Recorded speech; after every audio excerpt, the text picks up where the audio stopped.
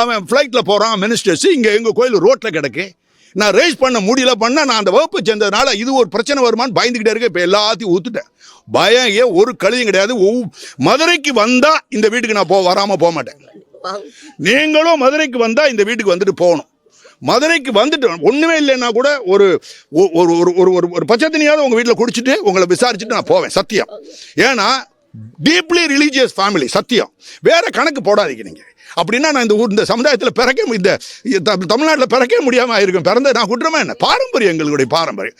தமிழருங்கிற அடிப்படையில் நான் வரலை. மொத்தத்தில் சாமி கும்பிட்றவங்க, இறைவனை கும்பிட்றவங்க பரிதாபமானது. அந்த பையன் திருப்பி சொல்ல அக்யூசேஷன் சொல்ல டிஎம்கே கவர்மெண்ட் திருப்பி சொல்றாரு. ஒரு ஜட்ஜோட பேர் மிஸ்டர் ஜி.ஆர். சாமிநாதன் பேரே சொல்றாரு, நல்லவருன்றாரு, தேங்க்ஸ் சொல்லணுன்றாரு. அவர் சொல்றாரு உண்மையில என்னை பொறுத்த 2000 கையெழுத்து போடுவோம் அவருடைய நேர்மைக்கு.